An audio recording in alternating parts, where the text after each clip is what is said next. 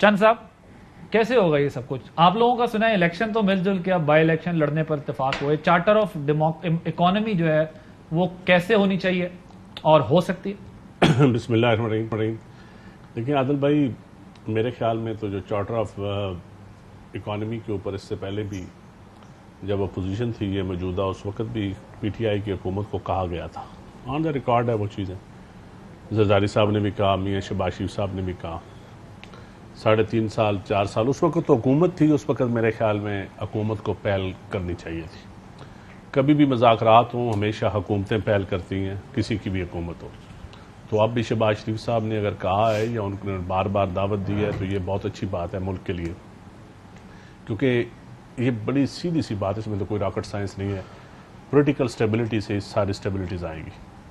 तो political stability के ज़रूरी है कि अपोजिशन की ये जब ऑफर हुई तो जमातें। चंद साहब आप उस वक्त जो है ना वो दीवार के उस तरफ बैठे थे। मैं पीटीआई का हिस्सा था उस जी जी। वक्त। तो क्या कोई इस पर शुरू में या बाद में डिस्कशन होती थी कि चलो ठीक है ये केसेस चीजें अपनी जगह, लेकिन हमें उस पर देखिए, बात दो करनी चीज़ें चाहिए? थी। कुछ लोग थे जो कहते थे, थोड़े से 3-4 लोग थे जो राय देते थे, जो कहते थे कि जी हमारा अगर अपोजिशन के साथ हम सलाम लेंगे, दुआ लेंगे तो हमारा जो करप्शन, एंटी करप्शन नैरेटिव है वो कमज़ोर पड़ जाएगा। ये एक राय आती थी। लेकिन मेरे जैसे शेख रशीद भी वैसे और मैं हैरान हूँ कि एक दफ़ा खुसरो साहब ने भी कहा था, जो मुझे तवक्को नहीं थी, उन्होंने भी कहा था कि पॉलिटिकल मज़ाकरात ज़रूर होने चाहिए।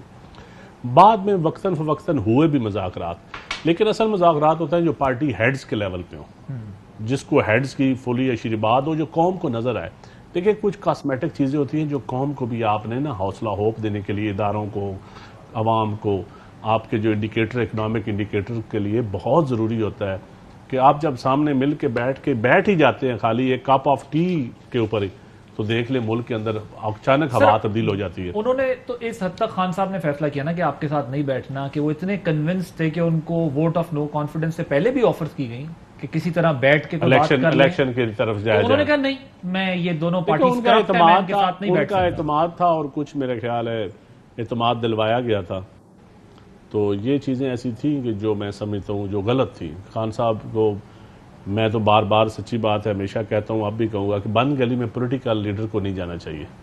पॉलिटिकल लीडर को अपने दरवाजे हमेशा खुले रखने चाहिए। मगर अब आप इनकी प्रायोरिटीज आपकी अपनी होती हैं कि आपने क्या प्रायोरिटीज हैं। आप इकोनॉमी को वो कहते हैं एक चलती इकोनॉमी, एक ग्रोइंग इकोनॉमी, एक जो है वो ये कह ले कि उसको रिकग्निशन मिल रही थी, इनका चाहे वो मौक़िफ़ है, मूडीज हो, चाहे वो जो है वो जब कोरोना आया उस वक्त हो, ग्रोथ 6% पे वो कहते हैं हम ले गए थे, उस वक्त आप लोगों ने वोट ऑफ नो कॉन्फिडेंस से इनकी गवर्नमेंट गिरा दी। तो वो इस एनवायरनमेंट में आपके साथ क्यों बैठेंगे और क्यों देखिए, जो वोट ऑफ नो कॉन्फिडेंस है, मैं पहले भी कई दफ़ा कह चुका हूँ कि बहुत सारे लोग थे जो नाराज़ थे, जो हुकूमत अपोजिशन को बार बार कहते थे कि आप नो कॉन्फिडेंस मोशन क्यों नहीं लाते।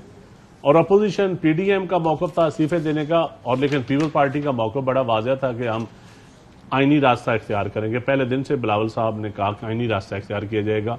ये गैर आइनी रास्ता है कि आप जत्था लेके, लॉन्ग मार्च लेके आप बैठ जाएं और आके हुकूमत गिरेगी तो हम जाएंगे। तो अब आप हुकूमत पूरी क्यों मदद करना चाहते हैं? अब तो आइन कहता है, यानी आप कहते हैं अगर वोट ऑफ नो कॉन्फिडेंस ये दोबारा आपको घर भेज दें तो ये बेशक भेज दें, इनका हक है, राइट है जनाब। Vote of no. अगर मेजॉरिटी हुकूमत के पास नहीं होगी तो हुकूमत को नहीं रहना चाहिए। बिल्कुल कहते हैं कि मिसाके मईशत कर लेते हैं, बाकी सियासत चलती रहेगी, कुछ चीज़ों के ऊपर इत्तेफाक कर लेते हैं। नहीं, देखें, बात यह है कि मिसाके मईशत जो है ये इसकी ज़रूरत क्यों पेश आ रही है? इसकी ज़रूरत इनको अब इस वजह से पेश आ रही है कि ये ख़ुद फंस चुके हैं और ये ख़ुद बंद गली में फंस चुके हैं और मुल्क को 60 रोज़ के अंदर इन हालात के अंदर सामने ले आए हैं कि कोई एक सियासी जमात की तो हुकूमत है नहीं, स्वाय पीटीआई को छोड़ के तमाम लोग ही हुकूमत में आ चुके हैं और तमाम लोग ही जो है वो वज़ीर बन चुके हैं। अब मामला ये है कि जिस हुकूमत के अंदर आँख किसी की हो, कान किसी का हो, नाक किसी का हो, हाथ किसी की हो और पीछे सोच किसी और की हो, वहाँ पर फिर जो है वो इस किस्म के ही फैसले होते हैं। चंद साहब ने अभी ख़ुद फरमाया कि जो पॉलिटिकल स्टेबिलिटी है, जो सियासी इस्तेहकाम है, वो बड़ा ज़रूरी है माशी इस्तेहकाम के हवाले से।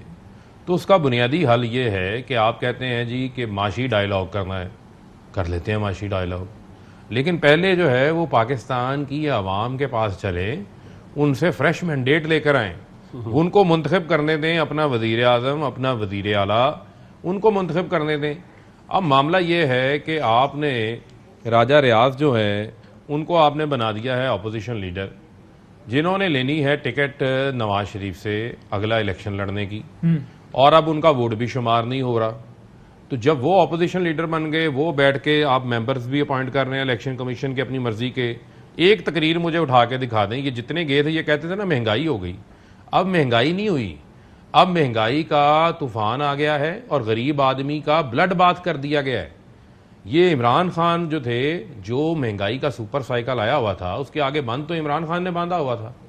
आप ये बताएं कि 137 रुपये लीटर पेट्रोल हुआ, मिफ्ता इस्माइल की प्रेस कॉन्फ्रेंस आ गई कि 137 रुपये का पेट्रोल हो गया, गरीब आदमी कैसे खरीदेगा। अब 210 रुपये का हो गया है। जो मरियम कहती थी कि 1 रुपया बढ़ने से मियाँ साहब के दिल को तकलीफ होती है, अब तो मियाँ साहब का दिल भी ठीक हो गया है, चेहरा भी ठीक हो गया है, सब कुछ ठीक हो गया।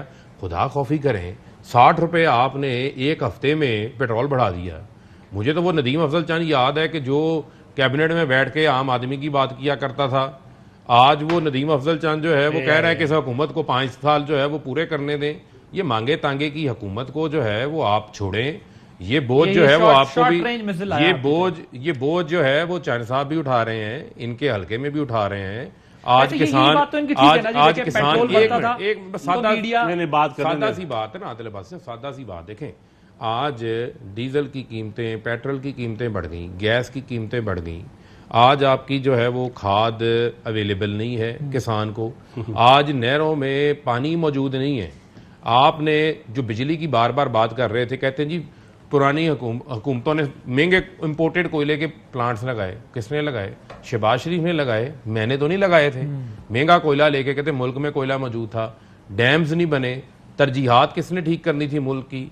40 साल आप लोग बारी बारी इस हुकूमत आते रहे हैं, किसने हालात को ठीक करना था? हालात को ठीक नहीं किया। ठीक, आज ये मेरे पास इकोनॉमिक सर्वे की जो है वो रिपोर्ट मौजूद है, ये मैं आपको बता देता हूँ। ये चंद साहब भी इनको देख लें, इकोनॉमिक सर्वे आ गया, 6% ग्रोथ आ गई।